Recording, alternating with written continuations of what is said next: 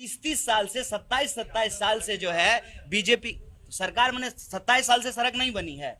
सड़क बनने में 27 साल लगता है, 30 साल लगता है। क्यों घबरा रहे हैं सर? क्या होगा, जेल चले जाएंगे तो? डरिए मत, डरने की जरूरत नहीं है। यह देश जो है गांधी का देश है, गोडसे का देश नहीं है। इसको समझिए। आज सवाल सत्ता से पूछा जाना चाहिए और विपक्ष से जो आप सवाल पूछते हैं तो हम विपक्ष की जिम्मेवारी निभाने के लिए तैयार हैं। आपने सड़क की बात की, जो शासन था जब उस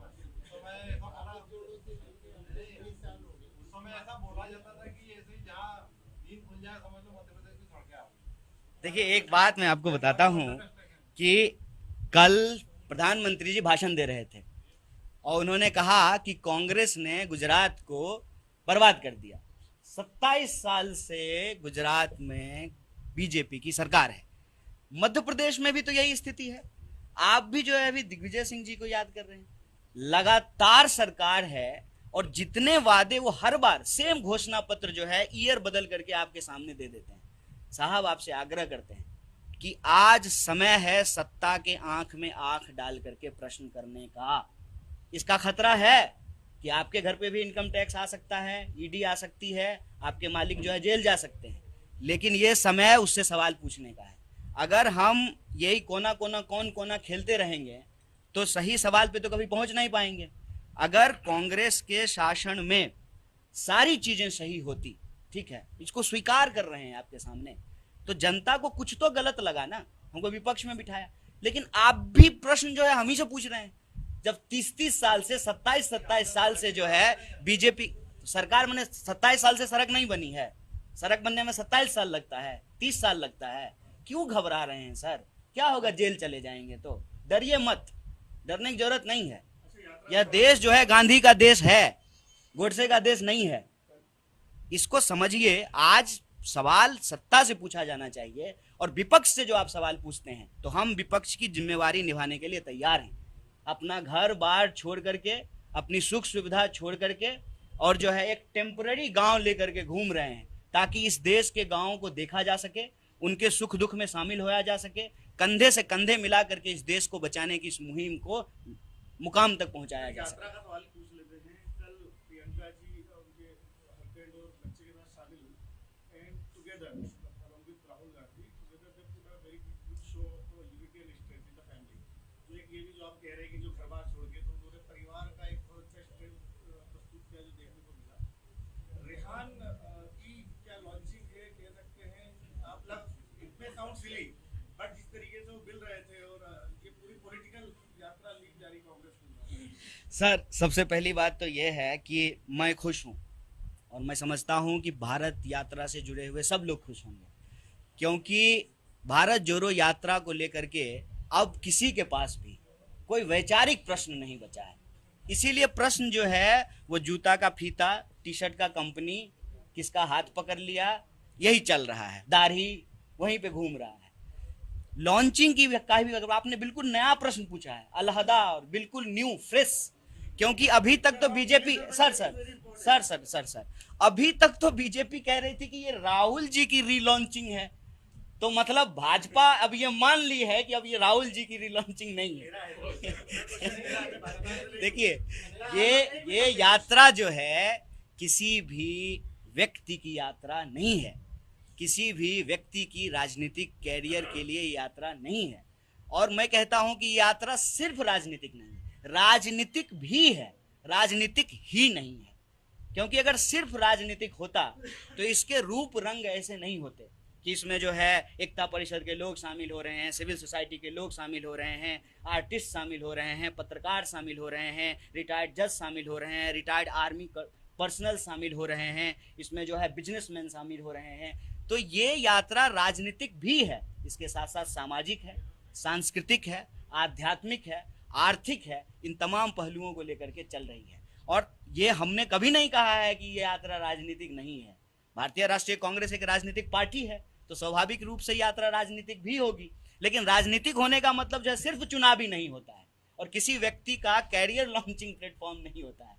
इस देश के 135 करोड़ लोगों के जो बुनियादी सवाल है ना, और मैं दक्षिण से उत्तर तक आया हूं, मैं 2 प्रमुख सवाल आप तमाम लोगों को बता सकता हूं जो एकदम कॉमन है। मतलब पांव पखाड़ती भारत माता की हिंद महासागर कन्याकुमारी से जब हम शिखर पे पहुंचेंगे कन्याकुमारी कश्मीर तक, तो एक सवाल जो सबसे प्रमुख है ना, वो है महंगाई का और बेकारी का। इसीलिए इस प्रेस वार्ता में भी हमने जो दो प्रमुख बिंदुओं पे बात की है वो है महंगाई और बेकारी का। हमको लगता है महंगाई बहुत लॉन्च हो गई है सर, एकदम जो है रॉकेट लॉन्चर से भी तेज चल रहा है, तो इस पे हम लोगों को बात करना चाहिए।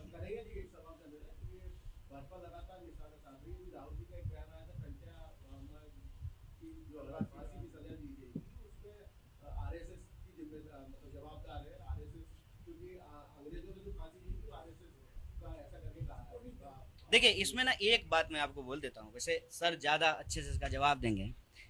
हमने जितना इतिहास पढ़ा है उस इतिहास में जो एक मोटी बात आप समझ सकते हैं 1942 से लेकर के 2022 तक। 1942 में जब गांधी जी के नेतृत्व में भारत छोड़ो आंदोलन हो रहा था अंग्रेजों के खिलाफ, तब भी आरएसएस अंग्रेजों के साथ थी। और आज जब राहुल गांधी जी के नेतृत्व में 2022 में भारत जोड़ो आंदोलन हो रहा है, तब भी ये लोग विचारधारात्मक तौर से देश को बांटने वाली विचारधारा के साथ खड़े हैं। कैसे? जब आप शमशान कब्रिस्तान करेंगे, जब आप समाज को उसके पहचान के आधार पर बांटेंगे, तो ये भारतीयता और उसकी संस्कृति के विरुद्ध है। क्योंकि गांधी कहते हैं रघुपति राघव राजा राम, पतित पावन सीताराम, ईश्वर अल्लाह तेरो नाम, सबको सन्मति दे भगवान। ये मैं बस खत्म कर रहा हूं। तो ये जो भावना है ये भारतीयता की भावना है, और इसी भारतीयता की भावना को स्थापित करने के लिए, इसको अंग्रेजों की मानसिकता से, जिसको कहते हैं कॉलोनियल मेंटेलिटी, उसे मुक्त कराने के लिए इस देश में संघर्ष हुए। और उस संघर्ष को के साथ जो लोग खड़ा नहीं हुए वो देश के साथ गद्दारी किए थे। और आज जब हम रोजी रोटी की बात कर रहे हैं और जो रोजी रोजगार छीनने वाली पॉलिसी है उसके खिलाफ लड़ रहे हैं, तो जो लोग उनके साथ खड़े हैं, जो अपने दोस्त के साथ खड़े हैं, वो देश के खिलाफ खड़े नहीं है। किनका? विचार की बात हुई है। अगर आप वैसे कहेंगे तब तो बीजेपी 1980 में बनी है, तब तो बीजेपी पे तो जो है कोई विचारधारात्मक प्रश्न ही नहीं खड़ा करना चाहिए। विचार की बात है, विचार को समझेंगे कि विचार जो है, हम कहते हैं कि दो तरह के विचार हैं। एक गांधी का विचार है जो सबको साथ में सन्मति से ले चलने की बात कर रहे हैं, और दूसरा गोडसे की विचार है जो कह रहा है कि अगर आपका पहचान अलग है तो आप साथ नहीं रह सकते। ये विचार का प्रश्न है। सर एक बहुत छोटा और इम्पोर्टेंट आप दोनों से पूछूं, why there is the narration, आप तो बुगली मारते रहते हैं, why there is the narration that people having inclination towards Hindutva, Hindu dharma और Sanatan Dharma, whatever you can call it, are liking with BJP not Congress. नहीं, मैं समझा नहीं आप। नहीं, ये कह रहे हैं कि क्यों लोगों का लगाव है हिंदुत्व से। नहीं, जो हिंदुत्व और हिंदू धर्म और सनातन धर्म की तरफ जो लोग हैं वो बीजेपी को ज्यादा लाइक क्यों कर रहे हैं, और करते हैं, कांग्रेस को लाइक नहीं कर रहे? देखिए अगर आप इस तरह से चीज़ों को देखेंगे ना, लाइक करने का क्या पैमाना है?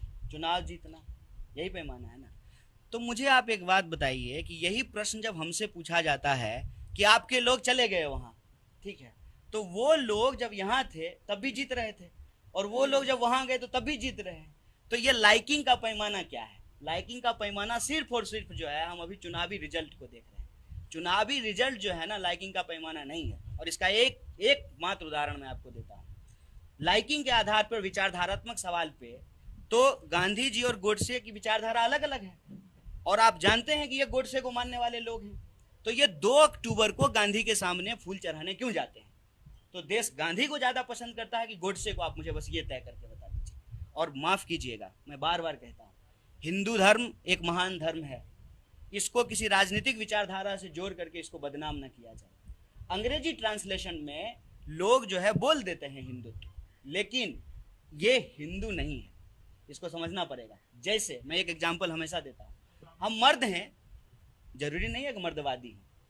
आप किसी एक जाति में पैदा हुए हैं, जरूरी नहीं है कि आप जातिवादी हो। जातिवादी होना एक नकारात्मक विचार है। किसी जाति में पैदा होना आपके हाथ में नहीं है। मसलन आप हो सकता है ब्राह्मण हो, जरूरी नहीं हो कि आप ब्राह्मणवादी होंगे। किसी भी नकारात्मक विचार को जो समेट करके चलता है और उसके आधार पे जो राजनीति करता है, उसको आप अलग कर दीजिए। और हिंदू धर्म इस देश की संस्कृति में बसी हुई है, जिसमें सहिष्णुता है, स्वीकार्यता है, बड़ों का सम्मान है, विश्व शांति की बात है, एकता की बात है, तो इसको जानबूझ करके एक किया जाता है। मैं बार बार कहता हूँ, फेयर एंड लवली का क्रीम नहीं है, मुंह में लगाने का अलग, पैर में लगाने का अलग। और अक्सर जो है हमारे ऊपर भी लोग ये सवाल उठाते हैं कि आप सॉफ्ट कर रहे हैं। कोई सॉफ्ट हार्ट नहीं कर रहे हैं।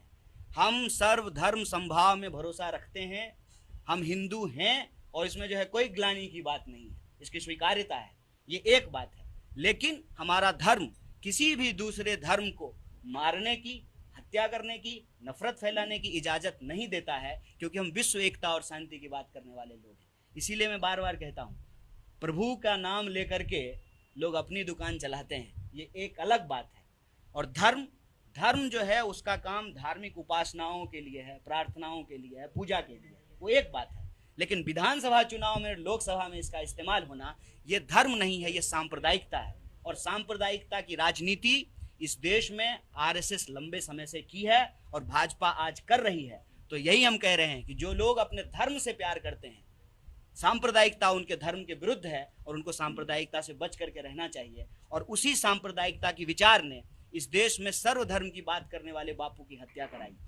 इसीलिए ये कन्फ्यूजन नहीं फैलाया जाना चाहिए। इसी के आधार पर नफरत फैलाया जा रहा है और नफरत के चलते हमारे देश के मुद्दे पीछे छूट रहे हैं। इसीलिए भारत जोड़ो का नारा है, नफरत छोड़ो, भारत जोड़ो।